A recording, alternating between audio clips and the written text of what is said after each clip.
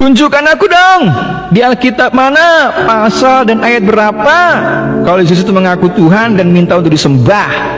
Tolong dijawab biar semua orang tahu kebenarannya. Ya memang kalau bertanya tentang Alkitab, kamu harus bertanya kepada orang Kristen, gitu harus. Jangan bertanya kepada orang yang bukan Kristen tapi bahasa Alkitab. Nanti kamu jadi konyol, dibodoh-bodohin jadinya. Memahami agamanya aja mereka bisa salah, apalagi memahami agama Kristen yang begitu luas, dalam dan kaya akan informasi. Saya pernah dengar nih, ada orang berkata begini, oh kami orang Islam juga dibaptis 5 kali sehari, namanya wudhu. Orang Kristen yang dengar ketawa.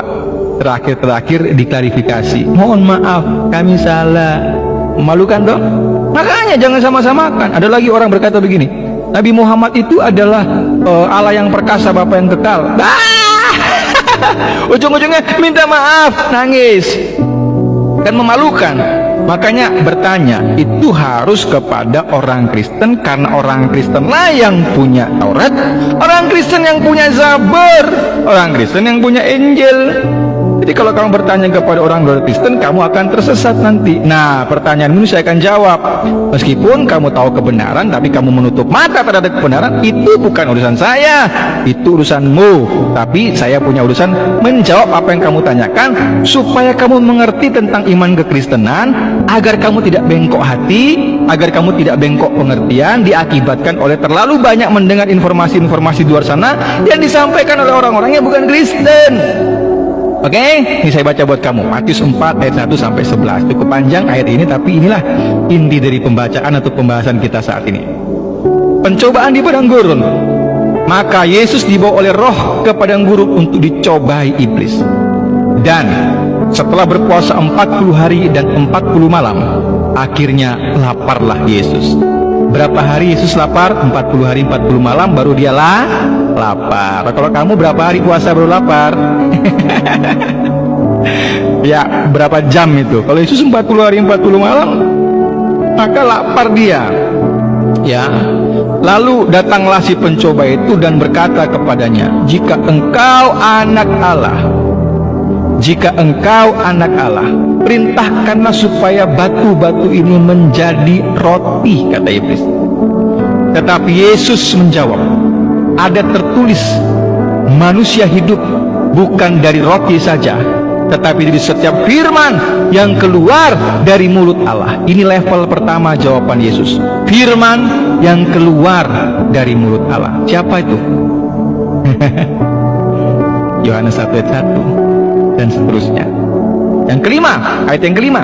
Kemudian iblis membawanya ke kota suci dan menempatkan dia di hubungan bait Allah. Di mana kota suci itu? Nah, jawab sendiri ya.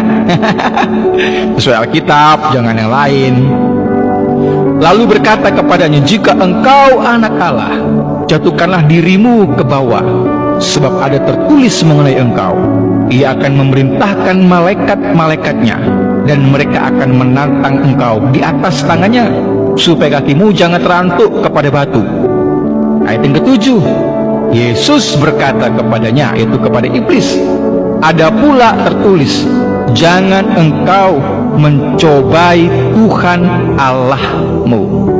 Level kedua jawaban dari Yesus, jangan engkau mencobai Tuhan Allahmu. Kalimat ini merujuk kepada siapa?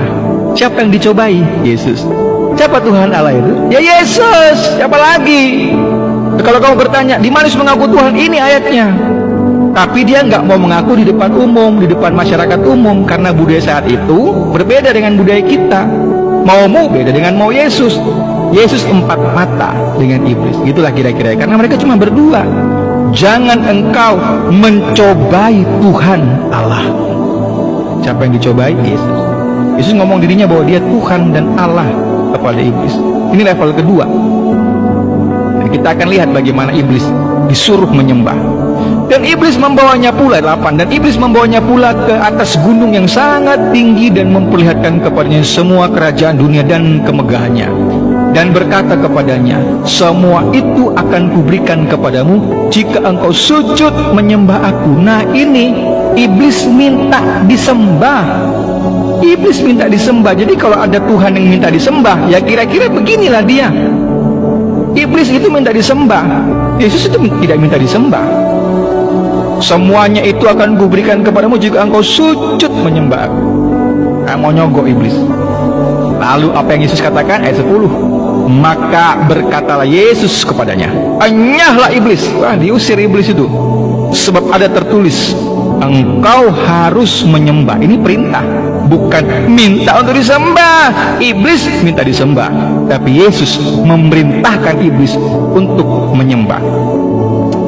Sebab ada tertulis, engkau harus menyembah Tuhan Allahmu, dan hanya kepada Dia sajalah engkau berbakti. Siapa yang harus disembah? Tuhan Allah. Siapakah Tuhan Allah itu? Dari statement pertama, dari level kedua, statement kedua, level ketiga, Yesus sedang memproklamikan kepada iblis bahwa memang Dialah Tuhan, dan hanya kepadanya dia sujud menyembah, hanya kepada diri Yesus. Maka iblis itu menyembah, takluk, maksudnya begitu, takluk di bawah Yesus. Ayat 11, lalu iblis meninggalkan dia.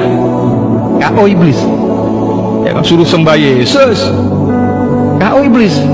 Dan lihatlah, malaikat-malaikat datang melayani Yesus. Jadi kalau kamu bertanya, di mana Yesus mengaku Tuhan? Baca itu Matius 4 ayat 1 sampai ayat yang ke-11. Setelah itu malaikat-malaikat datang melayani Yesus. Pertanyaan saya, ada nggak nabimu dilayani oleh malaikat?